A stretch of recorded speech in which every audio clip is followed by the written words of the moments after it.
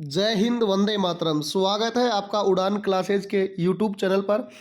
मैं आप सबका साथी विक्रम सिंह आपके लिए लेकर आया हूं बेहतरीन प्रश्न जो कि करंट अफेयर्स के जनवरी महीने से आपसे 2023 में जो जनवरी महीना है जो हमारा हाल ही में पूरा हुआ है, इस महीने के बेहतरीन प्रश्नों के बारे में मैं आपको एनालिसिस करवाने वाला हूं, जिसमें हम करंट अफेयर्स के अलावा क्या क्या पढ़ने वाले हैं सुनिएगा। इसमें हमारा करंट अफेयर तो होगा ही होगा, साथ ही साथ हम इसमें स्टैटिक पोर्शन जो होगा हमारा उसके बारे में भी बात करेंगे। जितना भी स्टैटिक पोर्शन जो भी हमें बनेगा, मैं कहता हूं कि इस क्लास को अगर आप अच्छे से अटेंड करते हैं तो आने वाले आपके जो आगामी एग्जाम होंगे उन एग्जामों के अंदर आप इस महीने से अगर कोई भी प्रश्न या किसी भी स्टैटिक पोर्शन से प्रश्न पूछा गया तो आपके पेपर में आने वाला वो प्रश्न इस क्लास से बचने वाला नहीं है। तो एक बार सभी विद्यार्थीगण सेशन को शेयर करेंगे और साथ ही साथ लाइक नहीं किया तो लाइक वाले बटन को दबा दें, जो कि आपके बगल में जो है दिखाई दे रहा होगा आपको, उसे दबाएं। और साथ ही साथ अगर एक पैसा नहीं लगता है आपके, यानी कि साइड में एक सब्सक्राइब नाम का एक बटन आपको दिखाई दे रहा होगा, उसे भी आप दबा दें, जिससे कि हमें थोड़ा सा मोटिवेशन मिले और हम आपके लिए ऐसे ही बेहतरीन प्रयास करते रहें। तो शुरू करते हैं आज का सबसे बेहतरीन प्रश्न जो कि आपकी स्क्रीन पर आने वाला है। और देखिएगा, सबसे पहला और बेहतरीन प्रश्न जो कि ये रहा आपकी स्क्रीन पर, बहुत ही दोनों लैंग्वेज में है, हिंदी में भी है और इंग्लिश में भी, दोनों लैंग्वेज के अंदर आपके लिए रखे गए हैं। तो शुरू करते हैं आज का सबसे पहला व बेहतरीन प्रश्न। कौन सा शहर देश का पहला वाटर स्मार्ट सिटी होगा? तो देश का पहला वाटर स्मार्ट सिटी जो है ये कौन सा शहर होगा या भारत का कौन सा सिटी होगा? तो ये वाराणसी होगा। कौन सा होगा? वाराणसी। अब वाराणसी उत्तर प्रदेश में है, यानी कि यूपी में है। तो आप अच्छे से यूपी के बारे में जानते होंगे। यूपी की राजधानी क्या है? तो लखनऊ यूपी की क्या है? राजधानी है। यहाँ पे वर्तमान में सीएम कौन है? तो वर्तमान में सीएम जो है योगी बाबा है। कौन है? योगी बाबा है। और यहाँ पे वर्तमान में अगर गवर्नर की मैं बात करूँ, राज्यपाल की मैं बात करूँ, तो राज्यपाल जो है यहाँ पे है आनंदीबेन पटेल। आनंदीबेन जो है यहाँ पे, आनंदीबेन पटेल जो है ये वर्तमान के अंदर क्या है? राज्यपाल है। साथ ही साथ आप उत्तर प्रदेश के अंदर जानते होंगे कि दुधवा नेशनल पार्क कहाँ पे है? उत्तर प्रदेश में है। और नौटंकी लोक नृत्य की अगर बात करें तो नौटंकी जो नृत्य है ये उत्तर प्रदेश राज्य से संबंधित है। उत्तर प्रदेश भारत का सबसे ज़्यादा राज्यों के साथ सीमा बनाने वाला जो राज्य है वो उत्तर प्रदेश है, जिसकी राजधानी लखनऊ है। तो चलिए अगले प्रश्न के बारे में चलते हैं। थोड़ा सा हम फास्टली रिवीजन करेंगे इस क्लास के अंदर, थोड़ा जल्दी से जल्दी प्रश्नों को निपटाने की कोशिश करेंगे। कौन सा निम्नलिखित में से निम्नलिखित में से कौन न्यूजीलैंड के प्रधानमंत्री बने हैं? देखिएगा, वहां पे जेसिंडा अर्डन नाम की प्रधानमंत्री, जिसके द्वारा इस्तीफा दे दिया गया था, उसके बाद में वहां पे नए प्रधानमंत्री बने हैं क्रिप हिपकिंस। कौन बने हैं? क्रिस हिपकिंस जो है ये बने हैं। और न्यूजीलैंड के बने हैं। तो न्यूजीलैंड की राजधानी क्या है? वेलिंगटन। क्या है? वेलिंगटन जो है न्यूजीलैंड की राजधानी है। और न्यूजीलैंड को ही कहा जाता है कीवियों का देश। क्या कहा जाता है? कीवियों का जो देश है वो किसे कहते हैं? तो वो न्यूजीलैंड को कहा जाता है। और साथ ही साथ आप जानते होंगे कि न्यूजीलैंड जो है इसी को कहा जाता है क्या? दक्षिण का ग्रेट ब्रिटेन। दक्षिण का क्या कहते हैं? ग्रेट। अगर ब्रिटेन की बात करें तो दक्षिण का ग्रेट ब्रिटेन भी किसे कहते हैं? न्यूजीलैंड को कहते हैं। और न्यूजीलैंड के उत्तरी द्वीप और दक्षिणी द्वीप दोनों को अलग करने का कार्य करती है कौन सी जल संधि? कुक जल संधि, जो आप अच्छे से जानते होंगे। तो चलिए इस प्रश्न के बारे में इतना ही, चलते हैं अगले प्रश्न के बारे में। और देखिए अगला प्रश्न ये रहा, किस राज्य के टिहरी में विश्व स्तरीय कायाकिंग कैनोइंग अकेडमी स्थापित की जा रही है? यानी कि टिहरी के अंदर ये एकेडमी स्थापित की जा रही है, जो कि कौन से राज्य से संबंधित है? तो टिहरी आप अच्छे से जानते होंगे कि टिहरी विश्व भारत का सबसे ऊंचा बांध जो है उसका भी नाम क्या है? तो ये टिहरी जो आपको नाम दिखाई दे रहा है ये हमारे इंडिया का सबसे ऊंचा एक बांध भी है। और इंडिया का सबसे ऊंचा जो बांध है ये टिहरी बांध भागीरथी नदी और भीलांगरा नदी के संगम पर है, जो कि हमारे भारतीय राज्य उत्तराखंड राज्य के अंदर आपको देखने को मिलेगा। तो राइट आंसर हमारा उत्तराखंड हो जाएगा।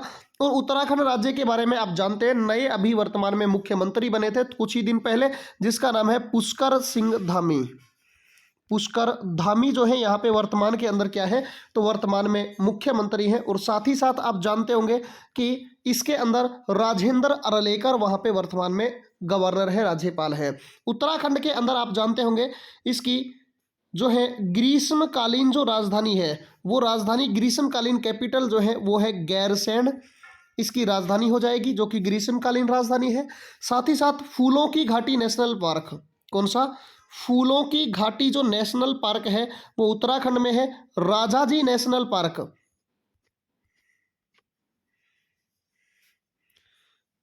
राजाजी नेशनल पार्क जो है ये भी कहाँ पे है, तो राजाजी नेशनल पार्क जो है ये भी उत्तराखंड राज्य में है। और जिम कॉर्बेट नेशनल पार्क ये भी हमारे उत्तराखंड राज्य के अंदर है, जिसका वर्तमान में नाम है रामगंगा नेशनल पार्क, जो कि उत्तराखंड राज्य में स्थित है। इसके बाद में चलिएगा अगले प्रश्न के बारे में। एक बार सभी विद्यार्थी सेशन को शेयर करें और लाइक करने का कार्य करें और पूरा सेशन देखना। मैं ये आपको विश्वास दिलाता हूं कि आप पूरे के पूरे वीडियो को देखने के बाद में जनवरी महीने का ऐसा कोई प्रश्न और स्टैटिक पोर्शन का ऐसा कोई प्रश्न आपसे नहीं बचने वाला जो कि आपके एग्जाम में आप उसे फोड़ कर नहीं आएंगे। देखिएगा, पंडित हरिप्रसाद, बड़ा ही शानदार प्रश्न है। Pandit Hariprasad Chaurasia life time achievement award से किसे सम्मानित किया गया है? तो पंडित हरिप्रसाद चौरसिया जो है ये बांसुरी वादक हैं। कौन से हैं? ये हैं बांसुरी वादक, ये बांसुरी बजाते हैं। और इसी बांसुरी वादक ये पुरस्कार जो है ये किसको दिया गया है? तो डॉक्टर प्रभा अत्रे को। किसको दिया गया है?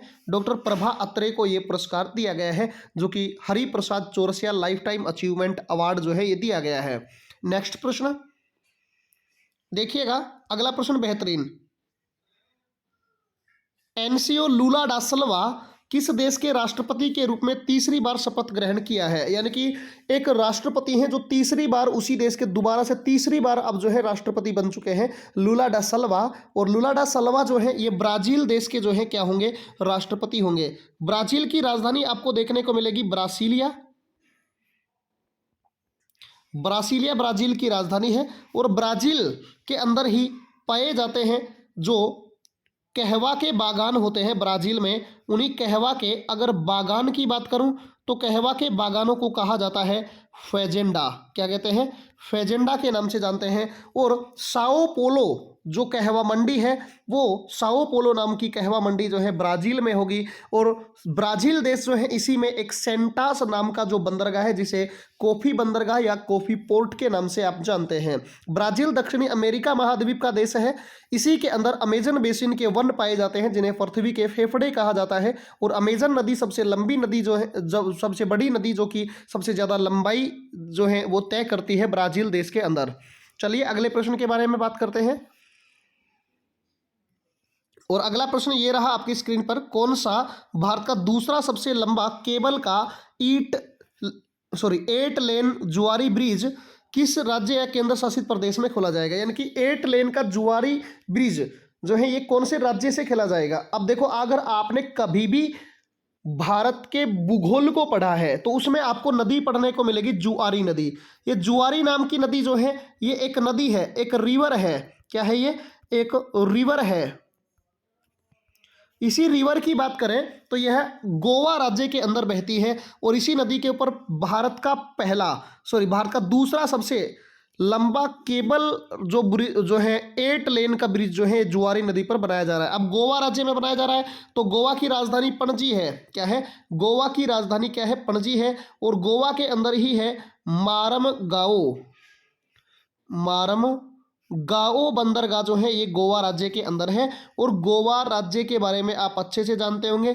गोवा राज्य जो है इसी के अंदर आपको मेइंग झील देखने को मिलेगी। कौन सी झील? मेइंग झील जो है ये गोवा राज्य के अंदर देखने को मिलेगी। और आप अच्छे से जानते हैं कि भारत का सबसे छोटा राज्य जो है क्षेत्रफल की दृष्टि से भारत का सबसे जो छोटा राज्य होगा वो छोटा राज्य कौन सा होगा? तो क्षेत्रफल की दृष्टि से भारत का सबसे छोटा राज्य गोवा होगा। चलिए अगले प्रश्न के बारे में बात करते हैं। ये रहा अगला प्रश्न, इंडियन ओवरसीज बैंक के प्रबंध निदेशक एवं एमडी के रूप में किसको चुना गया है? देखिएगा, इंडियन ओवरसीज बैंक जो कि एक भारत का सरकारी बैंक है। और इसी बैंक की मैं बात करूं तो इस बैंक का मुख्यालय चेन्नई के अंदर है। तो इस बैंक का मुख्यालय कहाँ पे है भाई? चेन्नई के अंदर जो है इसका मुख्यालय हो गया। और इस बैंक के नए एमडी यानी कि प्रबंध निदेशक और सीईओ चीफ एजुकेटेड ऑफिसर के रूप में अतुल कुमार श्रीवास्तव को चुना गया है। किसको चुना गया है? अतुल कुमार श्रीवास्तव को, अजय कुमार श्रीवास्तव को चुना गया है। अजय कुमार श्रीवास्तव को चुना गया है। ए ऑप्शन इसका राइट आंसर हो जाएगा। चलिए अगले प्रश्न के बारे में बात करते हैं। और अगला प्रश्न देखिएगा, बेहतरीन प्रश्न है। किस राज्य के चारडियो मैदाम को यूनेस्को ने वर्ल्ड हेरिटेज टैग नामित किया है? कौन से राज्य का है चरडियो मैदाम जिसको यूनेस्को ने वर्ल्ड हेरिटेज टैग नामित किया गया है? तो ये कौन से राज्य से संबंधित होगा? असम राज्य से संबंधित होगा। कौन से राज्य से? असम राज्य से संबंधित होगा। असम की राजधानी आपको देखने को मिलेगी दिसपुर। और आप असम के बारे में जानते होंगे कि असम जो भारतीय राज्य है इसके अंदर एक माजुली नाम का नदी द्वीप है, जो कि अगर बात करें तो दुनिया का सबसे बड़ा नदी द्वीप जो है क्षेत्रफल की दृष्टि से वो माजुली नदी द्वीप है, जो कि असम राज्य में ब्रह्मपुत्र नदी के द्वारा बनाया जाता है। और असम राज्य के अंदर ही आपको देखने को मिलेगा काजीरंगा नेशनल पार्क, जो कि एक सींग वाले गेंडे के लिए प्रसिद्ध है। और यहीं पर देखने को मिलेगा मानस नेशनल पार्क, जो कि दुर्लभ प्रजातियों के लिए फेमस है नेशनल पार्क। उसकी बात करें तो ये भी यहाँ पे देखने को मिलेगा। बोगीबिल ब्रिज जो है असम राज्य के अंदर बना हुआ है, जो कि ब्रह्मपुत्र नदी के ऊपर बना हुआ है। तो राइट आंसर हमारा इसका क्या हो जाएगा गाइस? ए आंसर हो जाएगा। चलिए नेक्स्ट प्रश्न के बारे में बात करते हैं। एक बार वीडियो को शेयर लाइक करने का काम करते रहेंगे, क्योंकि ये आपका काम है। कंटेंट आपको प्रोवाइड करवाने का काम मेरा है, क्योंकि मैं आपके अपनों के लिए ये कंटेंट आपको प्रोवाइड करवाऊं, क्योंकि आप हमारे अपने हैं। इसीलिए देखिएगा अगला प्रश्न, भारतीय सेना ने किस शहर में सैनिकों का पहला 3D प्रिंटेड हाउस प्रदान किया है? तो भारतीय सेना ने किस शहर में सैनिकों को पहला 3D प्रिंटेड हाउस प्रदान किया है? तो राइट आंसर क्या हो जाएगा? गुजरात का अहमदाबाद। गुजरात का अहमदाबाद जो होगा, इसमें 3D प्रिंटेड हाउस जो है भारतीय सेना को सैनिकों को प्रदान किया गया पहला जो है 3D प्रिंटेड हाउस है। आप जानते होंगे भारतीय थल सेना अध्यक्ष वर्तमान में कौन है? तो ये आप हमें कमेंट बॉक्स के अंदर जो है बताएंगे कि वर्तमान में भारतीय थल सेना के अध्यक्ष कौन है। ये आपको बताने का कार्य करना है कमेंट बॉक्स में। चलिए अगले प्रश्न के बारे में बात करते हैं। देखिएगा अगला प्रश्न जो आपके लिए बेहतरीन प्रश्न है। किस राज्य ने भारत की पहली नीलगिरी टहर परियोजना जो है की शुरुआत की है? इस परियोजना को शुरू किया है। तो आप देखो प्रश्न में नीलगिरी आपको दिख रहा है, नीलगिरी टहर परियोजना, ये आपको याद रखना है। अब नीलगिरी आप कौन से राज्य से संबंधित जानते होंगे? तो तमिलनाडु राज्य से संबंधित। नीलगिरी की पहाड़ियां तमिलनाडु राज्य के अंदर है। और इसी नीलगिरी की पहाड़ियों की सबसे ऊंची पर्वत चोटी जो है उसका नाम है डोडो बेटा। क्या नाम है? डोडो बेटा सबसे ऊंची पर्वत चोटी है। लगभग 2637 मीटर इस पर्वतीय क्षेत्र में इस डोडो बेटा पर्वत चोटी की ऊंचाई है। आप ये अच्छे से जानते होंगे कि नीलगिरी की पहाड़ियां पूर्वी घाट और पश्चिमी घाट को जोड़ने का कार्य करती हैं। और नीलगिरी की पहाड़ियों में एक फूल उगता है जो कि 12 साल के बाद 2022 में हमें दिखाई दिया था, और उस फूल का नाम था नील कुरंजी फूल, जो कि बार बार एग्जाम में पूछा जा रहा है, बार बार एग्जाम में आ रहा है। राजस्थान के बहुत सारे एग्जाम्स में ये पूछा जा चुका है, और सेंट्रल लेवल की बात करें तो यूपीएससी तक के एग्जाम में ये प्रश्न आ चुका है। इसके बाद में हम बात करें कर्नाटक राज्य के बारे में, तो कर्नाटक राज्य के बारे में आप अच्छे से जानते होंगे, जिसकी राजधानी चेन्नई है। कर्नाटक में चेन्नई नाम से एक बंदरगाह आपको देखने को मिलेगा। और कर्नाटक राज्य इसके अंदर चेन्नई के अलावा तूतीकोरिन बंदरगाह और एन्नोर बंदरगाह भी आपको देखने को मिलेंगे। इसके बाद में हम तमिलनाडु में बात करें तो तमिलनाडु में पलानी की पहाड़ियाँ हैं, जवादी की पहाड़ियाँ हैं, सिरुमलाई की पहाड़ियाँ हैं, पंचमलाई की पहाड़ियाँ जो हैं, ये सारी की सारी पहाड़ियाँ, ऊटी पहाड़ियाँ, ये तमिलनाडु राज्य के अंदर आपको देखने को मिलेंगी। इसके बाद में जो कोरोमंडल का तटीय क्षेत्र है, जिस पर भारत का लौटता हुआ मानसून सबसे ज्यादा बरसात करवाता है, ये हमारे तमिलनाडु राज्य के अंदर स्थित है। तो ये भी आपको याद रखना है गाइज। और आपको कमेंट बॉक्स में ये बताना है कि तमिलनाडु के वर्तमान में मुख्यमंत्री कौन है और गवर्नर कौन है। चलिए अगले प्रश्न के बारे में बात करते हैं। बेहतरीन प्रश्न है आपकी स्क्रीन पर। निम्नलिखित में से कौन सा 78वां ग्रैंड मास्टर बन गया है? भारत का 78वां ग्रैंड मास्टर कौन बना है? तो शतरंज के अंतर्गत होता है। ग्रैंड मास्टर शतरंज के खिलाड़ी होते हैं, जो कि सबसे अच्छे खिलाड़ी होते हैं, वो प्रतियोगिता जीत कर आते हैं, उन्हें ही ग्रैंड मास्टर कहा जाता है। तो शतरंज के अंदर भारत का 78वां ग्रैंड मास्टर, हालांकि अभी जो है 79वां भी बन चुका है, और 79वां बना है प्रणेश एम, जो है ये 79वें नंबर के बने हैं। लेकिन 78वें नंबर की बात करें तो वो है कौस्तव चटर्जी। कौन है? कौस्तव चटर्जी 78वें नंबर के, और 79वें नंबर के बने हैं प्रणेश एम, जो है ये बने हैं। चलिए अगले प्रश्न के बारे में बात करते हैं, शतरंज से संबंधित है, ये आप अच्छे से जानते होंगे। रेलवे बोर्ड के अगले अध्यक्ष एवं मुख्य कार्यकारी अधिकारी किसको नियुक्त किया गया है?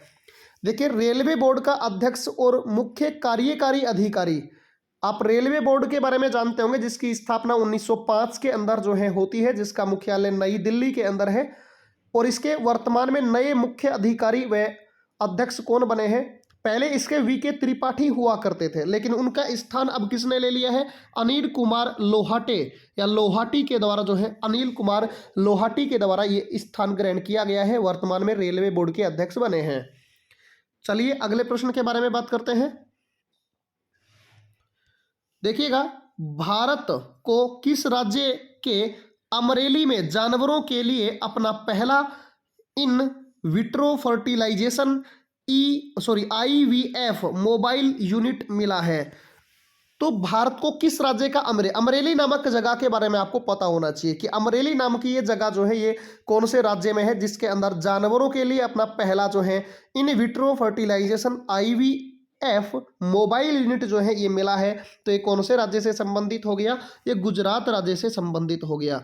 आप जानते होंगे, अब गुजरात आ गया तो गुजरात के बारे में जितने भी स्टैटिक पोर्शन हमारे सामने हो सकते हैं, उनको आप अपने मन ही मन में रिवाइज करने का कार्य करिए, और साथ ही साथ मैं भी आपको रिपीट करवाने का काम करता हूं। अपने मन में सोचिए, हर एक बात को सुनते रहिए, बस मैं कहता हूं ना, आप आराम से सुनते जाइए, और साथ साथ अगर आप नोट करें तो बस कहने की ही बात क्या है। तो सुनिएगा, गुजरात राज्य के अंदर भूपेंद्र भाई पटेल, वर्तमान के अंदर गुजरात के CM जो है भूपेंद्र भाई पटेल। कौन है? भूपेंद्र भाई पटेल।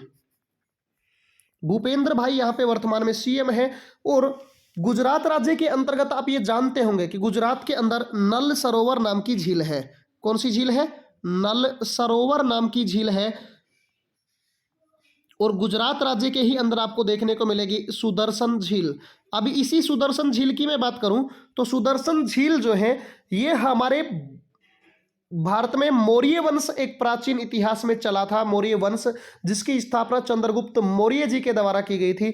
इसी सुदर्शन झील की बात करें तो ये गिरनार पर्वत पर बनवाई थी चंद्रगुप्त मौर्य ने, जो कि अपने एक मंत्री या एक सेना नायक हुआ करता था जिसका नाम था चक्रपालित, जो कि प्रणदत्त का बेटा हुआ करता था। गुजरात सौराष्ट्र में गिरनार पर्वत पर इस झील का निर्माण करवाया गया था चंद्रगुप्त मौर्य के द्वारा। और इसी झील की मरम्मत की बात करें तो रुद्रदामन, जो कि शक वंश के राजा थे, और स्कंदगुप्त, जो कि गुप्त वंश के राजा थे, उनके द्वारा इसकी मरम्मत करवाई गई है। जो कि अगर बात करें रुद्रदामन और स्कंदगुप्त दोनों के द्वारा जो है एक जूनागढ़ नाम का अभिलेख, जो कि संस्कृत का सबसे पहला और बड़ा अभिलेख है, उसके अंदर इसकी जानकारी लिखवाई गई है। गुजरात में ही आपको देखने को मिलेगा काठियावाड़ का प्रायद्वीप, और गुजरात में ही आपको देखने को मिलेगा गुजरात का तटीय मैदान या काठियावाड़ का तटीय मैदान, जिसके अंतर्गत आप जो है कांडला बंदरगाह भी आपको देखने को मिलेगा, और गुजरात में ही आपको दाहोज बंदरगाह भी देखने को मिलेगा। गुजरात में आप कांडला बंदरगाह की बात करें तो गुजरात का जो कांडला बंदरगाह है इसे भारत का एकमात्र ज्वारीय पोर्ट के नाम से जानते हैं, जो कि कराची बंदरगाह का विकल्प तैयार किया गया था। और साथ ही साथ आप गुजरात से ये भी याद रखें कि मोटेरा स्टेडियम, जिसे नरेंद्र मोदी स्टेडियम कहा जाता है, ये गुजरात के अंदर स्थित है। गुजरात का ही जो सूरत है, इसके अंदर भारत का सबसे पहला मेट्रो स्टेशन खोला गया है, जो कि मेट्रो लाइन भारत में गुजरात के अहमदाबाद से मुंबई तक चलने वाली है। शुरुआत प्रोजेक्ट के ऊपर काम चला हुआ है, उसी के तहत पहला मेट्रो स्टेशन गुजरात के सूरत में बनाया गया था। तो ये आपको सारी चीजें याद रखनी है। इसके बाद में चलिएगा अगला प्रश्न, और एक स्टील रोड भी याद रखना। स्टील से बनी हुई रोड जो है वो भी गुजरात के सूरत में बनाई गई है। उसके बाद में अगला प्रश्न देखिएगा, निम्नलिखित में से किसे बंधन बैंक द्वारा, किसे बंधन बैंक है एक प्राइवेट बैंक है बंधन बैंक, जिसे जहान बंधन जहां बंधन वह ट्रस्ट अभियान के लिए ब्रांड एम्बेसडर नियुक्त किया गया है। तो इस बैंक के अगर हम मुख्यालय की बात करें तो कोलकाता में इस बंधन बैंक का मुख्यालय है। तो जहां बंधन वहां ट्रस्ट, ये अभियान शुरू करने वाले इस बैंक के ब्रांड एम्बेसडर हैं, जिनका नाम क्या है? सौरभ गांगुली। क्या नाम है भाई? सौरभ गांगुली जी के द्वारा इसकी शुरुआत की गई है, जो कि बंधन बैंक के ब्रांड एम्बेसडर हैं। चलिएगा अगले प्रश्न के बारे में बात करते हैं। और अगला प्रश्न है, देखो, अमेरिका में खुलेआम फांसी पर लटकाई जाने वाली पहली ट्रांसजेंडर महिला कौन बनी है? देखिएगा, जैसे आप जानते होंगे ट्रांसजेंडर, जिसे आप किन्नर के नाम से जानते हैं, लेकिन एक महिला किन्नर आप जानते होंगे, इसी को खुलेआम अमेरिका में फांसी दे दी गई है। ऐसे कभी किसी को फांसी नहीं दी गई, एकदम खुलेआम सरेआम फांसी दी गई है। और उसका नाम क्या है? तो उसका नाम है एम्बर मैकलॉगनिन। एम्बर मैकलॉगनिन जो है, ये इसका नाम है, जिसको खुलेआम सरेआम सबके सामने फांसी दी गई है। ये अमेरिका के अंदर दी गई है, जो कि पहली महिला ट्रांसजेंडर बन चुकी है। चलिए अगले प्रश्न के बारे में बात करते हैं। और अगला प्रश्न ये रहा, देखिए बेहतरीन प्रश्न है। भारतीय नौसेना में शामिल की गई 5वीं कलवरी श्रेणी की पनडुब्बी का नाम क्या है? देखिए भारत अभी वर्तमान में 6 पनडुब्बी बना रहा है, और उन्हीं 6 पनडुब्बियों के अंदर 5वीं पनडुब्बी का नाम क्या है? तो 5वीं पनडुब्बी का नाम पूछा जा रहा है। तो इसका नाम क्या होने वाला है मेरे प्यारे विद्यार्थियों? तो नाम होने वाला है INS वागीर। क्या होने वाला है? INS वागीर जो है, ये भारत की 5वें नंबर की पनडुब्बी होगी कलवरी श्रेणी में। चलिए अगले प्रश्न के बारे में बात करते हैं। और अगला प्रश्न देखिएगा, बेहतरीन प्रश्न है। रक्षा मंत्री राजनाथ सिंह, जो वर्तमान में हमारे डिफेंस मिनिस्टर है, राजनाथ सिंह ने निम्नलिखित में से किस राज्य में सियोम ब्रिज का उद्घाटन किया है? सियोम ब्रिज का उद्घाटन जो है भारत के वर्तमान के डिफेंस मिनिस्टर राजनाथ सिंह के द्वारा किया गया है, जो कि अरुणाचल प्रदेश राज्य से संबंधित है। तो सियोम ब्रिज कहाँ पे हो जाएगा? अरुणाचल प्रदेश में हो जाएगा। अब अरुणाचल प्रदेश में हो गया, तो अरुणाचल प्रदेश के बारे में आप अच्छे से जानते होंगे कि अरुणाचल प्रदेश जो है, यह चीन के साथ सीमा बनाने का कार्य करता है। और यहीं पर भारत और चीन की सेना, जो कि लगभग 8 या 9 दिसंबर की बात करें तो इस समय दोनों के बीच में झड़प हुई थी, जो कि अगर मैं बात करूं तो आप जानते होंगे तवांग नामक जगह पर दोनों की सेना में झड़प हुई, जिसमें भारतीय सेना ने चीन की सेना को बुरी तरीके से धोया था, पिटाई की थी और वहां से खदेड़ दिया था। साथ ही साथ आप अरुणाचल प्रदेश में ये जानते होंगे कि नाम दफा नाम से यहाँ पे आपको एक नेशनल पार्क देखने को मिलेगा, जो कि अरुणाचल प्रदेश राज्य से संबंधित है। और अरुणाचल प्रदेश राज्य के अंदर आपको देखने को मिलेगी मिसमी पहाड़ी। कौन सी पहाड़ी देखने को मिलेगी? मिसमी पहाड़ी। और साथ ही साथ आपको अरुणाचल प्रदेश में डाफला पहाड़ी और साथ ही साथ पटकाई बूम। तो पटकाई बूम जो पहाड़ी है, ये भी कहाँ पे है? अरुणाचल प्रदेश में है। और अरुणाचल प्रदेश में आपको क्या देखने को मिलेगा? तो यहाँ पे आपको देखने को मिलेगा बोम डिला दर्रा देखने को मिलेगा। साथ ही साथ आपको अरुणाचल प्रदेश में देखने को मिलेगा दीफू दर्रा। और साथ ही साथ आप अच्छे से ये भी जानते होंगे कि अरुणाचल प्रदेश में ही आपको यांग याप नाम से दर्रा भी देखने को मिलेगा, जहां से भारत के अंदर ब्रह्मपुत्र नदी जो है ये प्रवेश करती है। और ब्रह्मपुत्र नदी को अरुणाचल प्रदेश के अंदर कहा जाता है क्या? तो ब्रह्मपुत्र नदी को दिहांग नदी के नाम से जाना जाता है, जब यह यांगयाप दर्रे से भारत में प्रवेश करती है। उसके बाद में एक आप अच्छे से जानते होंगे कि असम और अरुणाचल प्रदेश के बीच में एक लोहित नदी के ऊपर ब्रिज बनाया गया है, जिसे आप भूपेन हजारिका ब्रिज के नाम से जानते हैं, जो कि 9.15 किलोमीटर जिसकी लंबाई है, जो कि लोहित नदी, जिसे आप खूनी नदी के नाम से जानते हैं, इस नदी पर बनाया गया है, जो कि ब्रह्मपुत्र नदी की एक सहायक नदी है, एक ट्रिब्यूटरी है। चलिए अगले प्रश्न के बारे में बात करते हैं। और अगला प्रश्न देखिएगा, ये रहा बेहतरीन। सियाचिन में सक्रिय रूप से तैनात होने वाली पहली महिला अधिकारी कौन बन गई है? यानी कि सियाचिन जो ग्लेशियर, जो कि भारत और पाकिस्तान के बीच में डिस्प्यूट का एक बहुत ही बड़ा मुद्दा है, जो कि दुनिया के अंदर सबसे ऊंचाई पर स्थित युद्ध का मैदान है सियाचिन ग्लेशियर।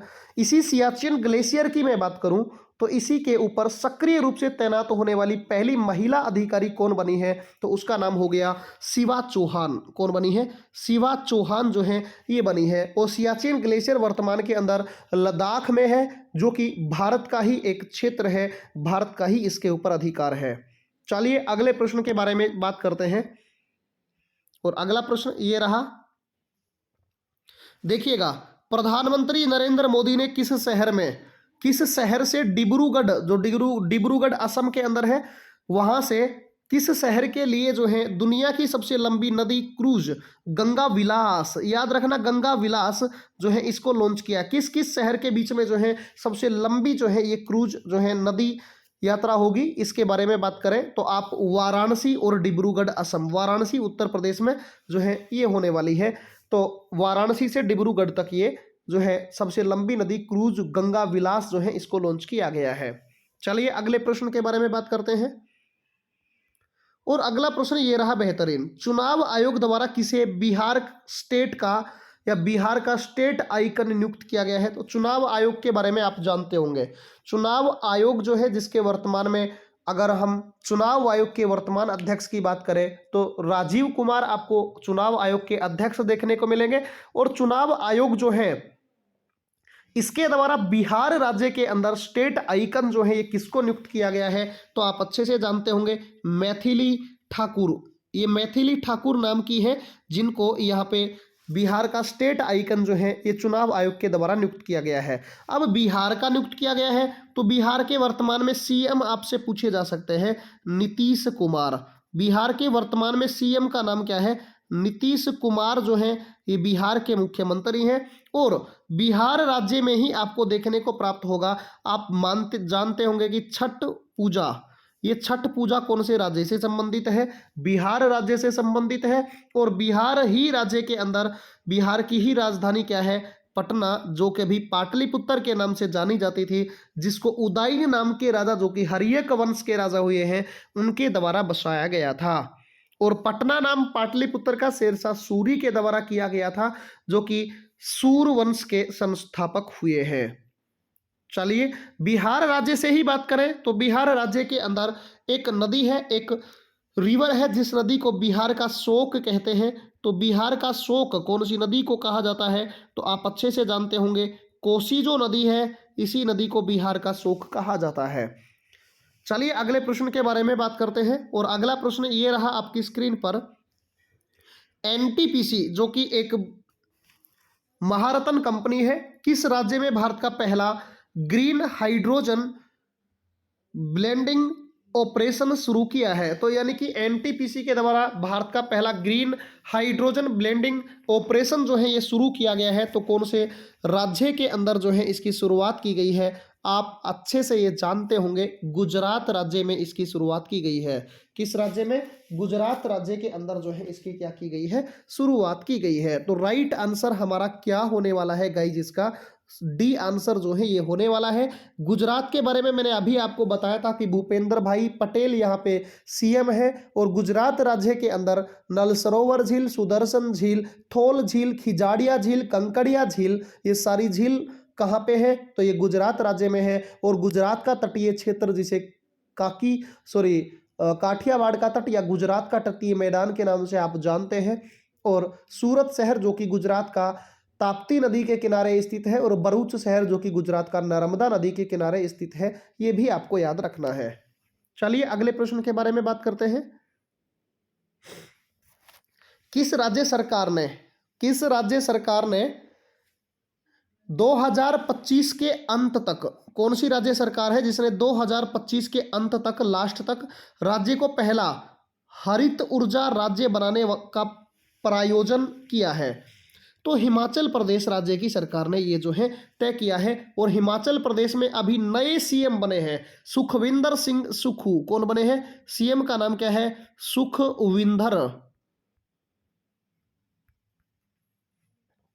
सुखविंदर सिंह जो है सुक्खू जो है यहाँ पे सीएम बने हैं, मुख्यमंत्री बने हैं। और आप जानते हैं हिमाचल प्रदेश के बारे में कि हिमाचल प्रदेश जो है जिसकी दूसरी राजधानी धर्मशाला है। और हिमाचल प्रदेश राज्य में जो है आप जानते होंगे कि हिमाचल प्रदेश ये चीन के साथ सीमा बनाता है, और साथ ही साथ हिमाचल प्रदेश में बड़ा लाचाला दर्रा और सिपकिला दर्रा और रोहतांग दर्रा भी आपको देखने को मिलेगा। और रोहतांग दर्रे से ही गुजरने वाली अटल सुरंग, जो कि बहुत ही लंबी एक सुरंग है, बहुत ही जो है बेहतरीन सुरंग की कैटेगरी में है। तो रोहतांग दर्रे के ही जो है नाम की बात करें तो अटल दर्रा रख दिया गया है, और अटल सुरंग इधर से गुजर कर जाती है, जो कि बहुत ही लंबी, भारत की सबसे लंबी एक सुरंग होगी, जो कि अटल सुरंग है ये। चलिए अगले प्रश्न के बारे में बात करते हैं। और अगला प्रश्न ये रहा आपकी स्क्रीन पर, निम्नलिखित में से किस राज्य में विश्व का पहला ताड़पत्री पांडुलिपि संग्रहालय का उद्घाटन किया गया है? तो भारत का पहला ताड़पत्री पांडुलिपि संग्रहालय जो है इसका उद्घाटन किया गया है। आप ये जानते होंगे कि केरल राज्य, जिसका नाम है केरल, जो भारत का एक बहुत ही सबसे ज़्यादा शिक्षित राज्य, सबसे ज़्यादा साक्षरता वाला राज्य केरल, इसके अंदर जो है ये ताड़पत्री पांडुलिपि संग्रहालय का उद्घाटन किया गया है। अब केरल राज्य के बारे में बात करें तो आप जानते होंगे केरल की राजधानी तिरुवनंतपुरम है, और केरल के अगर वर्तमान हम सीएम की बात करें तो वर्तमान में केरल के मुख्यमंत्री का नाम है पिनरई विजयन। कौन है? पिनरई विजयन जो है यहाँ पे वर्तमान के अंदर जो है ये मुख्यमंत्री हो जाएंगे। और वर्तमान में अगर गवर्नर की बात करूं तो आरिफ मोहम्मद खान, कौन है? आरिफ मोहम्मद खान जो है ये यहाँ पे वर्तमान में राज्यपाल हो जाएंगे। और केरल के अंदर आप ये जानते हैं कि केरल भारतीय राज्य जो है यहाँ पे कोचीन नाम का एक बंदरगाह है, और कोचीन नाम से एक अंतरराष्ट्रीय हवाई अड्डा है, जो कि सौर ऊर्जा से संचालित होने वाला दुनिया का सबसे पहला अंतरराष्ट्रीय हवाई अड्डा है। साथ ही साथ आप केरल में एक चीज और याद रखें कि केरल में मालाबार का तटीय क्षेत्र है, जहां पर सबसे पहले बरसात होती है, जो कि उठते हुए मानसून के द्वारा या उत्तर जो है पूर्व के मानसून के द्वारा, जो कि उत्तर पूर्व की तरफ जाता है, दक्षिण पश्चिम का मानसून, उसके द्वारा बरसात करवाई जाती है। इसके बाद में आप जानते होंगे कि यहीं पर केरल में आपको वेम्बनाड झील देखने को मिलेगी, वेम्बनाड झील, और यहीं पर आपको देखने को मिलेगा अष्टमुडी झील आपको देखने को मिलेगी। यहीं पर आपको षष्ठम कोटा झील देखने को मिलेगी। और केरल राज्य में आप ये जानते होंगे कि जो वेम्बनाड झील आपको दिखाई दे रही है इसकी लंबाई 96 किलोमीटर है, जो कि भारत की सबसे लंबी एक झील है, जिसमें नावों की रेस होती है, और इसी नावों की रेस में जीतने वाले को नेहरू ट्रॉफी उपहार स्वरूप में दी जाती है। साथ ही साथ इसी वेम्बनाड झील में आपको एक वेलिंगडन नाम से एक आइलैंड देखने को मिलेगा, जिसकी बात करें तो वेलिंगडन आइलैंड वहीं पर 6 किलोमीटर लंबी भारत की एक नेशनल हाईवे है, जिसे 966 बी के नाम से आप जानते हैं। साथ ही साथ आप केरल से एक चीज और भी याद रखेंगे कि केरल के जो गवर्नर है आरिफ मोहम्मद खान, इन्हीं के द्वारा जिसकी शुरुआत की गई थी, वन स्कूल वन IAS योजना की शुरुआत करने वाले हैं आरिफ मोहम्मद खान, जो कि केरल राज्य से संबंधित थे या हैं। चलिए अगला प्रश्न बात करते हैं। और अगला प्रश्न ये है आपकी स्क्रीन पर, असम के सर्वोच्च नागरिक पुरस्कार असोम भाभव से किसे सम्मानित किया गया है? तो असोम वैभव पुरस्कार से जो है किसको सम्मानित किया गया है? तो आप अच्छे से ये जानते होंगे कि डॉक्टर तपन सकैया जो है इनको सम्मानित किया गया है इस पुरस्कार से। ये आंसर हमारा सही हो जाएगा। अगले प्रश्न के बारे में बात करें तो अगला प्रश्न ये रहा आपकी स्क्रीन पर, देखिएगा बहुत ही शानदार व बेहतरीन प्रश्न है, एग्जाम की दृष्टि से बहुत ही ज़्यादा इम्पोर्टेंट है। इसीलिए अगर किसी भी विद्यार्थी ने चैनल को सब्सक्राइब नहीं किया है तो कृपया सब्सक्राइब कर ले, क्योंकि बेल आइकन के बटन को भी प्रेस कर ले, जिससे आने वाले हर एक वीडियो का नोटिफिकेशन आपको सबसे पहले मिले। तो दोस्तों एक बार चैनल को सब्सक्राइब करने का कार्य करें अगर किसी ने नहीं किया है तो। साथ ही साथ अगर क्लास को लाइक नहीं किया तो भाई साहब लाइक वाला बटन जरूर दबा दें, जिससे कि हमें भी मोटिवेशन मिले और हम भी आपके लिए ऐसे ही बेहतरीन प्रयास व प्रयत्न करते रहें और आप एक ऊंचाई के पद तक पहुंचे और अपने माँ बाप का सपना आप पूरा करें। तो साथ ही निम्नलिखित में से कौन सी महिला क्रिकेटर बन गई है जिसकी प्रतिमा सिडनी क्रिकेट, अब पहले तो आपको सिडनी क्रिकेट ग्राउंड के बारे में पता होना चाहिए कि ये सिडनी क्रिकेट ग्राउंड ऑस्ट्रेलिया के अंदर है। इसी सिडनी क्रिकेट ग्राउंड में स्थापित की गई है? तो वो एक महिला खिलाड़ी हैं जिसका नाम है बेलिंडा क्लार्क। बेलिंडा क्लार्क नाम की एक महिला खिलाड़ी है ऑस्ट्रेलिया की, जिनकी अगर प्रतिमा की मैं बात करूं, जिनकी एक स्टैचू की बात करूं, तो इनकी statue Sydney ground cricket ground में लगाई गई है। चलिए अगले प्रश्न के बारे में बात करते हैं। 21वें ढाका अंतरराष्ट्रीय फिल्म फेस्टिवल DIFF यानी कि ढाका अंतरराष्ट्रीय फिल्म फेस्टिवल बांग्लादेश में एशियाई फिल्म प्रतियोगिता वर्ग में सर्वश्रेष्ठ अभिनेत्री का पुरस्कार किसको मिला गया है? यानी कि सर्वश्रेष्ठ अभिनेत्री फिल्म में एक्ट्रेस का पुरस्कार किसको दिया गया है? तो सबसे बेहतरीन जो है या सर्वश्रेष्ठ अभिनेत्री का पुरस्कार जो है ये दिया गया है केतकी नारायण को जो है ये पुरस्कार दिया गया है केतकी नारायण को। चलिए अगले प्रश्न के बारे में बात करते हैं। और अगला प्रश्न ये रहा, रत्न और आभूषण घरेलू परिषद के अध्यक्ष के रूप में किसे चयनित किया गया है? रत्न आभूषण घरेलू परिषद के अध्यक्ष के रूप में किसे नामित किया गया है? तो आप अच्छे से जानते हैं संयम मेहरा को, या संयम मेहरा जो है इनको नियुक्त किया गया है। राइट आंसर बी हो जाएगा। चलिए अगला प्रश्न देखिए, बेहतरीन प्रश्न है। न्यूयॉर्क फिल्म क्राइसिस सर्किल के सर्वश्रेष्ठ निदेशक पुरस्कार किसने जीता है? भाई साहब बहुत बार ये प्रश्न पेपर में पूछा गया है 2022 में, और क्योंकि ये फिल्म आई थी, और 2023 के अंदर जो है आने वाले जो हमारे एग्जाम, जैसे अभी SSC GD का एग्जाम हो रहा है, इसी SSC GD के एग्जाम में भी ये प्रश्न 2 से 3 बार पूछा जा चुका है। तो SS राजामौली के द्वारा जो है, SS राजामौली के द्वारा एक फिल्म बनाई गई थी RRR, आपने बहुत अच्छे से देखी होगी, RRR मूवी। इसी RRR मूवी के लिए SS राजामौली को सर्वश्रेष्ठ निदेशक के पुरस्कार से, यानी कि न्यूयॉर्क फिल्म क्राइसिस सर्किल से जो है सम्मानित किया गया है। चलिए अगले प्रश्न के बारे में बात करते हैं। और अगला प्रश्न देखिएगा आपकी स्क्रीन पर, ये रहा बेहतरीन प्रश्न है। कौन सा राज्य देश का पहला पूर्ण डिजिटल बैंकिंग राज्य बन गया? पूरी तरीके से, मतलब जितने भी बैंक होंगे वहां पे वो सारे के सारे डिजिटलाइज्ड होंगे, यानी कि वहां पे कागजी कार्रवाई से कार्य नहीं होने वाला, सारा का सारा डिजिटल काम होता है, लेन देन वगैरह जो भी काम होगा वो कौन से राज्य के अंदर हुआ है? तो केरल राज्य जो है, अगर बात करें तो केरल राज्य जो है, इसी केरल राज्य की बात करूं तो यहाँ पे पूरी तरीके से डिजिटल बैंकिंग राज्य बन गया है।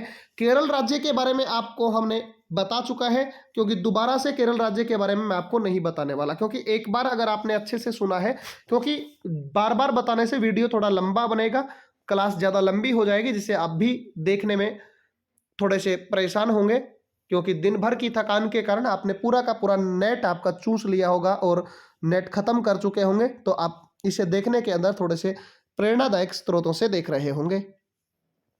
तो केरल राज्य जो है, ये इससे संबंधित जानकारियां हम बात करें, मैं कहता हूं आप इस वीडियो को सिर्फ 2 बार देख लेना। आज अब देख लीजिएगा, एक बार कल देख लेना, फिर उसके बाद में कभी देखने की जरूरत नहीं होगी। यहाँ से प्रश्न सारे एग्जाम में एजीटीज आपको देखने को मिलेंगे। अभी CET राजस्थान का एग्जाम होने वाला है, तो वहां पे मैं कहता हूं, आपको विश्वास दिलाता हूं कि वहां पे जीके के जो प्रश्न आएंगे, नेशनल जीके के जितने भी प्रश्न होंगे वो लगभग इस वीडियो से कवर होने वाले हैं। तो चलिए अगले प्रश्न के बारे में बात करते हैं। और अगला प्रश्न ये रहा, किस कार रेसर ने भारतीय राष्ट्रीय कार रेसिंग चैंपियनशिप जीती है? यानी कि कौन सा एक कार रेसर है जिसने भारतीय राष्ट्रीय कार रेसिंग चैंपियनशिप जीती है? तो वो होंगे चिराग घोरपड़े। कौन होंगे? चिराग घोरपड़े जो है, इनके द्वारा ये जीती गई है। चलिए अगले प्रश्न के बारे में बात करते हैं।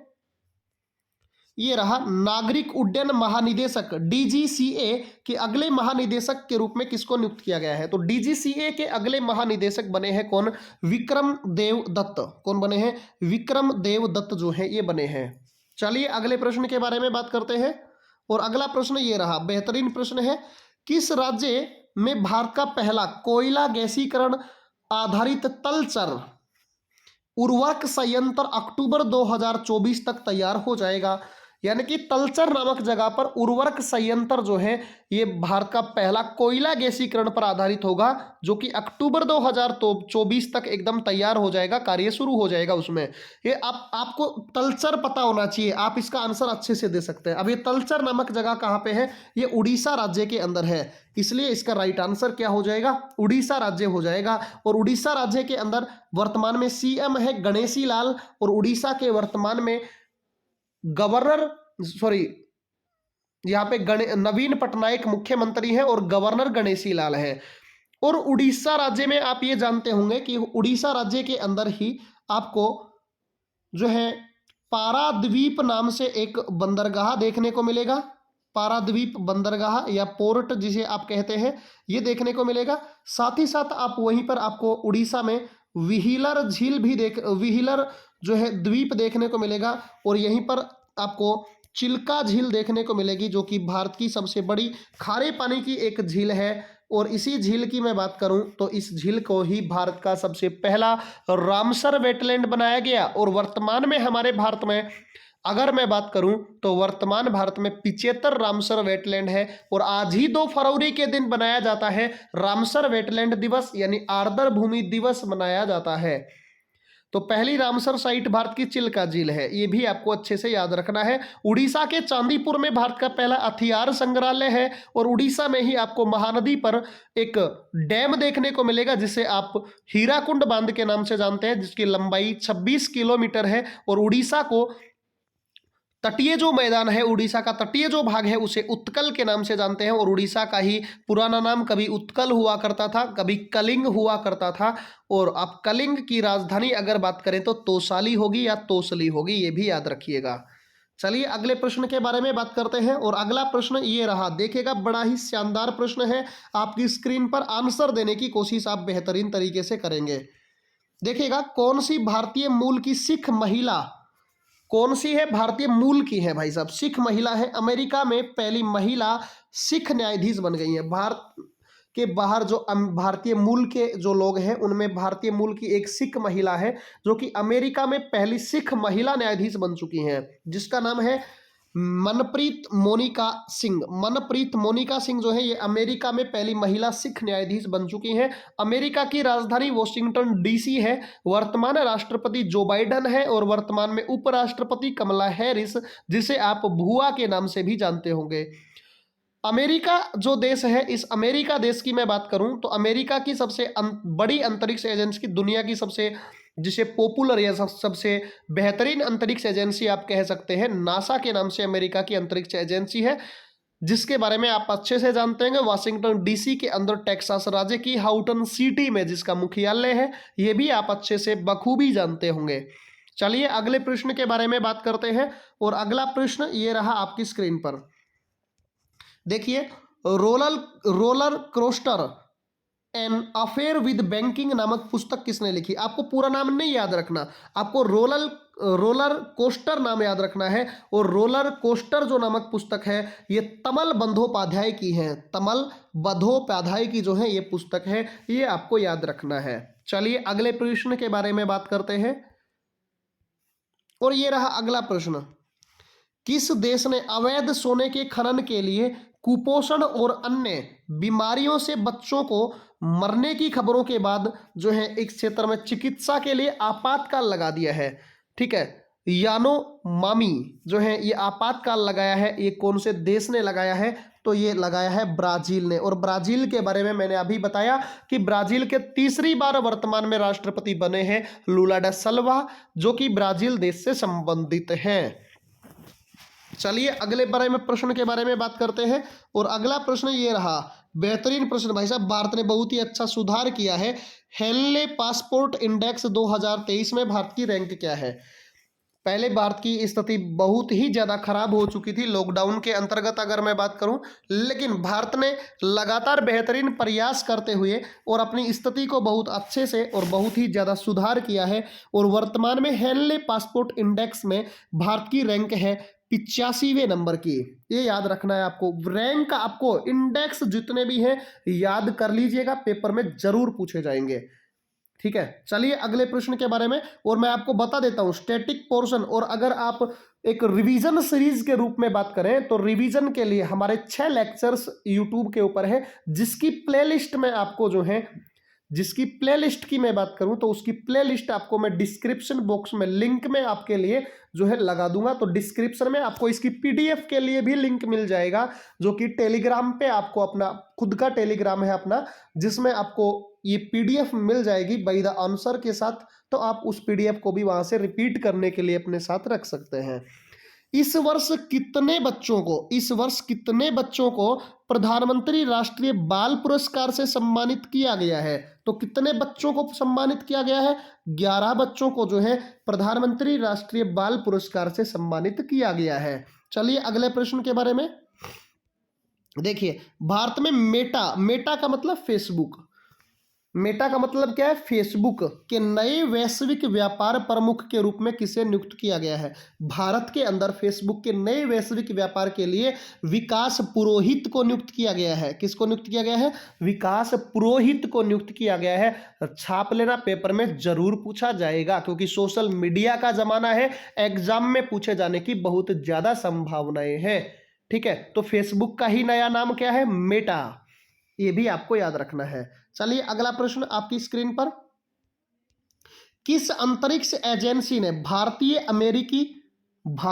अमेरिकी अंतरिक्ष विशेषज्ञ एमएसी चरणिया को मुख्य प्रौद्योगिकीविद नामित किया गया है? यानी कि भारत और अमेरिकी अंतरिक्ष विशेषज्ञ है एसी चरणिया को मुख्य प्रौद्योगिकीविद जो है नामित किया गया है। किस अंतरिक्ष एजेंसी ने किया है? तो विश्व की सबसे टॉप अंतरिक्ष एजेंसी नासा के द्वारा यह कार्य किया गया है। नासा की स्थापना आप अच्छे से जानते हैं कि नासा की स्थापना 1958 में होती है, और नासा के बारे में यह आप अच्छे से जानते होंगे। अमेरिका की अंतरिक्ष एजेंसी है, जिसकी अगर हेडक्वार्टर की बात करें तो जिसका हेडक्वार्टर वाशिंगटन डीसी के टेक्सास राज्य की हाउटन सिटी में है। चलिए अगले प्रश्न के बारे में बात करते हैं। ये रहा बेहतरीन प्रश्न। वर्ष 2022 में क्रिकेटर के लिए अंतरराष्ट्रीय क्रिकेट परिषद आईसीसी का सर ग्राफिल्ड सोबर्स पुरस्कार किसने जीता है? तो ये जो है अंतरराष्ट्रीय लेवल पर जो है सर्वश्रेष्ठ क्रिकेटर के रूप में ये पुरस्कार दिया गया है। किसको? बाबर आजम, जो कि पाकिस्तान के एक खिलाड़ी हैं, नालायक पाकिस्तान के बाबर आजम, इनको दिया गया है। चलिए अगले प्रश्न के बारे में बात करते हैं। देखिएगा, अनुभवी लेखक या गीतकार है जावेद अख्तर, अनुभवी और एक प्रसिद्ध गीतकार है जिसका नाम है जावेद अख्तर। पर एक पुस्तक जो है जादूनामा नाम से एक पुस्तक लिखी गई है। किस नाम से? जादूनामा नाम से एक पुस्तक लिखी गई है। और ये पुस्तक किसने लिखी है? तो ये पुस्तक लिखी है अरविंद मंडलोई ने। किसने लिखी है? अरविंद मंडलोई के द्वारा इस पुस्तक को लिखा गया है, जो कि बी आंसर हमारा राइट होने वाला है। उसके बाद में बात करते हैं चलिए अगले प्रश्न के बारे में। और अगला प्रश्न ये रहा, देखिएगा आपकी स्क्रीन पर, बेहतरीन प्रश्न है, बहुत ही शानदार प्रश्न है।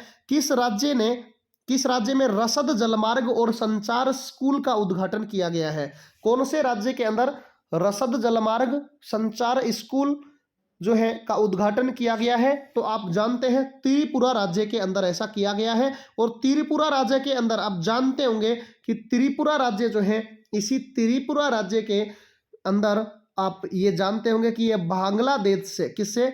बांग्लादेश से है, जो है 3 ओर से घिरा हुआ है। कितने ओर से? 3 ओर से क्या है? घिरा है भाई। तो 3 ओर से बांग्लादेश से घिरा हुआ भारत का एकमात्र राज्य कौन सा है? त्रिपुरा है। और त्रिपुरा के अंदर आप जानते होंगे कि आपने मैत्री के नाम से, मैत्री सेतु के नाम से, या मैत्री सेतु के नाम से जो है जो पुल बनाया गया है, वो भारत और बांग्लादेश के बीच में कनेक्टिविटी बनाने के लिए, दोनों के बीच में जो है एक रास्ता, एक पुल बनाया गया है मैत्री नदी के ऊपर, जिसकी बात करें तो यहाँ पे ये कनेक्टिविटी बनाएगा दोनों देशों के बीच में, ये भारत और बांग्लादेश के बीच में। लेकिन आपको मैं एक चीज एडवाइज करता हूँ, एक चीज की सलाह देता हूँ कि जितने भी मैत्री नाम से प्रश्न आपसे पूछ लिए जाए कि मैत्री परियोजना, मैत्री फला नाम से पुल, मैत्री नाम से कोई समझौता, जितने भी होते हैं वो सारे के साथ भारत और बांग्लादेश के बीच में होते हैं। ये आप अच्छे से याद रख लीजिएगा, पेपर में समाएगा अभी। क्योंकि मैत्री पाइपलाइन की बात करें तो मैत्री पाइपलाइन जनवरी 2021 में ही मैत्री पाइपलाइन का उद्घाटन भारत और बांग्लादेश के बीच के अंदर किया गया है, जिसके तहत भारत डीजल की आपूर्ति बांग्लादेश को करेगा, जो कि पश्चिमी बंगाल राज्य से करेगा। यह भी आपको याद रखना है। चलिए अगले प्रश्न के बारे में बात करते हैं। और अगला प्रश्न ये रहा, भारत का पहला 5G एनेबल्ड ड्रोन किस कंपनी द्वारा विकसित किया गया है? भारत का पहला 5G एनेबल्ड ड्रोन जो है ये किस कंपनी के द्वारा विकसित किया गया है? तो याद रखिएगा, राइट आंसर होगा IG ड्रोन। क्या होगा? IG ड्रोन जो है ये इसका राइट आंसर हो जाएगा। चलिए अगले प्रश्न के बारे में बात करते हैं। बहुत ही अच्छा प्रश्न है। निम्नलिखित में से किसे गैबोन का नया प्रधानमंत्री नियुक्त किया गया है? गैबोन एक देश है जिसके नए प्रधानमंत्री किसको नियुक्त किया गया है? तो आप बहुत ही बड़ा नाम आपको दिखाई दे रहा होगा, एलेन क्लाउड बिली बॉय नेज, इनको नियुक्त किया गया है। आपको ये याद रखना है। एक बार सभी विद्यार्थी सेशन को लाइक करें भाई, सभी विद्यार्थी सेशन को लाइक करें और साथ साथ अपने साथियों के अंदर वीडियो को शेयर करें। अपने जितने भी व्हाट्सएप, फेसबुक, स्टडी रिलेटेड जितने भी टेलीग्राम पे ग्रुप हैं उनमें एक बार शेयर करने का काम करें आप, जिससे और भी विद्यार्थी क्लास में जुड़े और हम बेहतरीन प्रश्नों का एनालिसिस ऐसे ही करते रहें आप सबके लिए। क्योंकि आने वाले हर एक एग्जाम के लिए ये आपकी क्लास आपके लिए रामबाण साबित होने वाली है। यहाँ से प्रश्न आपको एग्जाम में बहुत ज़्यादा प्रश्न देखने को मिलेंगे, जिसमें अगर बात करें किसी भी कॉम्पिटिटिव एग्जाम की बात कर लें आप, देखिएगा प्रश्न है बेहतरीन। हाल ही में बाजरा उत्सव किस शहर में मनाया गया है? बाजरा उत्सव, क्योंकि 2023 की मैं बात करूं तो 2023 को UNO के द्वारा जो है बाजरा वर्ष घोषित किया गया है और 2023 में ही बाजरा उत्सव जो है इसको मनाया गया है गांधीनगर में। गांधीनगर गुजरात के अंदर इसको मनाया गया है। राइट आंसर ए हो जाएगा। चलिए अगले प्रश्न के बारे में बात करें। केंद्र सरकार के अनुसार भारत निम्नलिखित में से किस वर्ष तक वैश्विक ईंधन मांग में 25% योगदान देगा? यानी कि जो वैश्विक स्तर पर ईंधन की मांग है, उसी ईंधन की मांग में भारत का 25% कॉन्ट्रीब्यूशन होगा, भारत का 25% जो है योगदान होगा। ये कब तक भारत ने ऐसा लक्ष्य रखा है कि तब तक हम ऐसा कर पाएंगे? तो ये 2040 तक जो है भारत ऐसा करने की मुहिम बना चुका है। ठीक है, चलते हैं अगले प्रश्न के बारे में। और बेहतरीन रेलवे से संबंधित प्रश्न आपके सामने आ चुका है। बड़ा ही शानदार प्रश्न है। देखिएगा, भारतीय रेलवे ने किस देश के जनकपुर तीर्थ स्थल को अयोध्या से जोड़ने वाले मार्ग पर भारत गौरव पर्यटन ट्रेन का नाम है भारत गौरव पर्यटन ट्रेन, ये जनकपुर तीर्थ स्थल को अयोध्या से जोड़ने वाले मार्ग पर गौरव पर्यटन ट्रेन चलाने की घोषणा की है। तो भारत और नेपाल के बीच में, किसके बीच में? भारत और नेपाल के बीच में अब ट्रेन की भी शुरुआत हो गई है। आप कभी भी आ जा सकते हैं। अगले प्रश्न के बारे में बात करें तो अगला प्रश्न देखिएगा, बहुत ही शानदार प्रश्न है। किस देश की आरबोनी गैब्रियल 71वीं मिस यूनिवर्स 2022 बनी है? तो 2022 में मिस यूनिवर्स 71वें नंबर की बन चुकी हैं आरबोनी गैब्रियल, जो कि अमेरिका देश से संबंधित है, अमेरिका देश की है। चलिए अगले प्रश्न के बारे में बात करते हैं। सीमा सड़क संगठन BRO ने तैनात होने वाली पहली महिला अधिकारी, BRO में तैनात होने वाली पहली महिला अधिकारी कौन बन चुकी हैं? तो इसका राइट आंसर क्या होने वाला है? सुरभि जखमोला। सुरभि जखमोला जो है ये BRO के अंदर शामिल होने वाली या तैनात होने वाली पहली महिला अधिकारी बन चुकी हैं। चलिए अगले प्रश्न के बारे में बात करते हैं। ये रहा अगला प्रश्न। देखिएगा, कौन सा राज्य राइट टू साइट के उद्देश्य से दृष्टिहीनता नियंत्रण के लिए दृष्टिहीनता नियंत्रण राष्ट्र नीति के लागू करने वाला पहला राज्य बन गया है। तो ऐसा करने वाला पहला राज्य राजस्थान बना है। कौन सा बना है?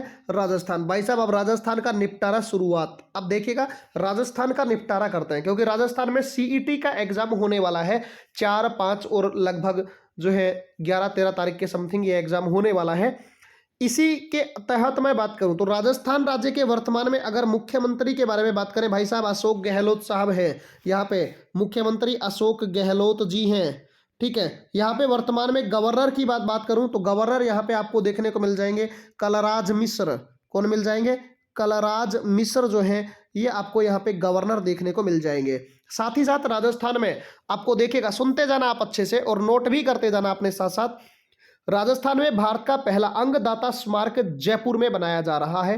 राजस्थान में सांबर झील है, डीडवाना झील है, राजस्थान में ही देबर झील है, राजस्थान में ही नक्की झील है, राजस्थान के अंदर ही आना सागर, फतेह सागर ये झीलें हैं। राजस्थान में ही आपको देखने को मिलेगा,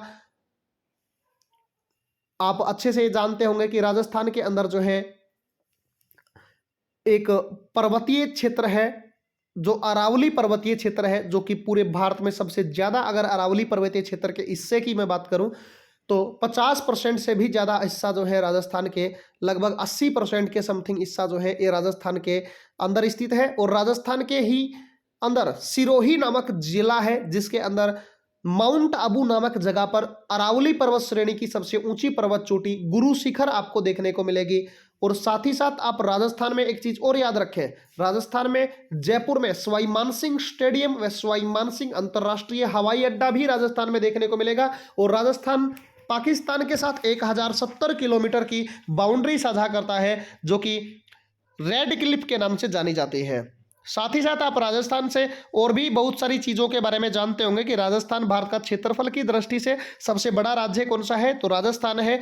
और राजस्थान में थार का मरुस्थलीय क्षेत्र है। राजस्थान के भौतिक प्रदेशों की मैं बात करूं तो राजस्थान के भौतिक प्रदेशों को मरुस्थलीय क्षेत्र, अरावली पर्वतीय क्षेत्र, और आप अच्छे से जानते होंगे पूर्वी मैदानी प्रदेश, हाड़ौती का पठारी क्षेत्र, इसके नाम से आप जानते हैं। राजस्थान की बेहतरीन या सबसे प्रमुख नदियों के अंदर चंबल नदी, बनास नदी, लूनी नदी, इन नदियों को शामिल किया जाता है। और राजस्थान के ही अंदर आपको चूलिया जलप्रपात देखने को मिलेगा, जो कि कोटा जिले की साइड में आपको देखने को मिलेगा, जो कि चंबल नदी के द्वारा बनाया जाता है चूलिया जलप्रपात। राजस्थान के अंदर ही कोटा जो है बैराज बांध मिलेगा आपको। राजस्थान के अंदर आपको देखने को मिलेगा रणजीत सागर, राजस्थान के अंदर ही आपको जवाहर सागर बांध देखने को मिलेगा। ये बांध आपको राजस्थान में देखने को मिलेंगे। ठीक है, फिर चलते हैं अगले प्रश्न के बारे में। और अगला प्रश्न देखिएगा, आप अपनी स्क्रीन के ऊपर आ चुका है बेहतरीन व लाजवाब प्रश्न, जिसके बारे में आपको अच्छे से याद रखना है। किस शहर की ग्रैंड मस्जिद की सड़क पर दुनिया का सबसे लंबा सुलेखन भित्ति चित्र बनाया गया है? यानी कि ग्रैंड मस्जिद है यहाँ पे, उसकी सड़क के ऊपर दुनिया का सबसे लंबा संलेखन भित्ति चित्र जो है ये बनाया गया है। और ऐसा करने वाला एक देश जिसका नाम है सऊदी अरब। और सऊदी अरब के बारे में आप जानते होंगे, उसमें दो ही प्रमुख स्थान है, बेहतरीन स्थान है, मक्का और मदीना। तो इसी मक्का के अंदर जो है यह सुलेखन भित्ति चित्र जो है ये बनाया गया है। चलिए अगले प्रश्न के बारे में बात करते हैं। और अगला प्रश्न ये रहा, किस फिल्म ने सर्वश्रेष्ठ विदेशी भाषा फिल्म के लिए क्राइसिस चॉइस अवार्ड 2023 जीता है? भाई साहब बेहतरीन फिल्म, मैंने अभी आपको बताया कि निर्देशक का पुरस्कार भी उसी फिल्म के निर्देशक को मिला है। और वो फिल्म भी है जिसके द्वारा क्राइसिस चॉइस अवार्ड जो है विदेशी भाषा फिल्म के लिए आपको इसको चुना गया है। RRR या RRR जिसे आप जानते हैं, SS राजामौली के द्वारा बनाएगी, जिसमें रामचरण जो है एक अभिनेता है, आप अच्छे से जानते होंगे। इनके द्वारा ये बेहतरीन फिल्म जो है डिजाइन की गई है और इसके अंदर ये अभी वर्तमान में सुर्खियों में छाई हुई है। चलिए अगले प्रश्न के बारे में बात करते हैं। और अगला प्रश्न ये रहा, किस राज्य के कोल्लम जिले को भारत का पहला संविधान साक्षर जिला घोषित किया गया है? यानी कि संविधान के तहत भारत का पहला साक्षर जिला किसको घोषित किया गया है? तो कोल्लम जिले को घोषित किया गया। अब ये कोल्लम जिला भारत का कौन से राज्य से संबंधित है या भारत के किस राज्य के अंतर्गत आता है? तो कोल्लम जिला जो है ये भारत के केरल राज्य से संबंधित है। इसी को भारत का पहला संविधान साक्षर जिला घोषित किया गया है। चलिए अगले प्रश्न के बारे में बात करते हैं, क्योंकि केरल के बारे में हमने बात कर ली है। उसके बाद में देखिएगा, मलेशिया ओपन सुपर 1000 या 1000 महिला एकल खिताब किसने जीता है? मलेशिया ओपन सुपर 1000 जो है ये खिताब किसने जीता है? तो अकाने यामागुची जो है, इनको इस खिताब को जीतने में सफलता प्राप्त हुई है, इन्होंने जीता है। चलिए अगले प्रश्न के बारे में बात करते हैं। इसरो का शुक्रियान आई मिशन जो है किस वर्ष लॉन्च किया जाएगा?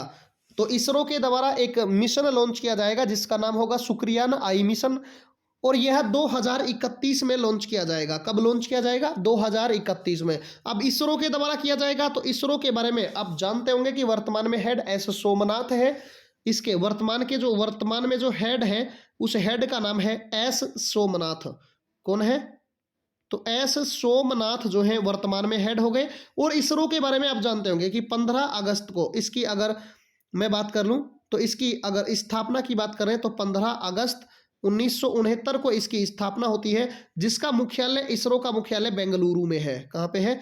बेंगलुरु में इसरो का मुख्यालय है, जिसके संस्थापक विक्रम अमलाल साराभाई है। तो ये आप अच्छे से जानते हैं, इन्हीं के द्वारा या इसरो के द्वारा ही मंगलयान मिशन जो है ये भी लॉन्च किए गए थे। चलिए अगला प्रश्न, फेडरल बैंक लिटरेरी अवार्ड 2023 से किसे उसकी आत्मकथा, बहुत बड़ा नाम है भाई साहब, ये देख लेना आप, आत्मकथा के लिए सम्मानित किया गया है। पढ़ लेना, मेरे पढ़ने से थोड़ा सा बाहर है समझ से ही है, ठीक है? तो इसे पढ़ लेना आप। ये आत्मकथा है फेडरल बैंक लिटरेरी अवार्ड 2022 से। यह आत्मकथा जो है के वेणु की है। किसकी है? के वेणु की जो है ये आत्मकथा है, जिसके लिए ये पुरस्कार जो है दिया गया है। चलिए अगला प्रश्न, कौन सी कंपनी एप्पल को पीछे छोड़कर सबसे मूल्यवान ब्रांड बन गई है? सबसे मूल्यवान ब्रांड कौन सी कंपनी बनी है? तो आप जानते हैं अमेजन। अमेजन जो है जेफ बेजोस जिसके मालिक हैं, जिसके अगर सीईओ की बात करें तो नाम है जेफ बेजोस। अमेजन ये नंबर 1 पर सबसे ब्रांड या सबसे मूल्यवान जो है कंपनी बन चुकी है एप्पल को पछाड़ करके। चलिए अगला प्रश्न, India's knowledge supremacy the new down नामक पुस्तक किसने लिखी है? तो इंडियाज नॉलेज सुप्रीमेसी पुस्तक जो है, इसके लेखक कौन है? तो इसके लेखक कौन हो गए भाई साहब? तो इसके लेखक हैं डॉक्टर अश्विन फर्नांडिस। कौन है? डॉक्टर अश्विन फर्नांडिस जो है, इनके द्वारा इस पुस्तक को लिखा गया है। India's knowledge supremacy the now down जो है पुस्तक ये लिखी गई है। चलिए अगला प्रश्न, और अगला प्रश्न है, कौन सा केंद्र शासित प्रदेश प्रशासन की डिजिटल पद्धति को पूरी तरीके से या पूरी तरह से अपनाने वाला भारत का पहला केंद्र शासित प्रदेश बन गया है? भाई साहब पूरी तरीके से डिजिटलाइज्ड या पूरी तरीके से डिजिटल पद्धति के ऊपर जो है, डिजिटल पद्धति को अपनाने वाला भारत का पहला केंद्र शासित प्रदेश कौन सा बन गया है? तो जम्मू कश्मीर। बहुत ही अच्छे यहाँ पे सुधारी कार्यक्रम जो है भारतीय सरकार के द्वारा शुरू किए जा रहे हैं, तो जम्मू कश्मीर इसका राइट आंसर हो जाएगा। चलिए अगला प्रश्न, इस वर्ष कितने पद्म पुरस्कार प्रदान किए गए हैं? इस वर्ष में कितने पद्म पुरस्कार दिए गए हैं?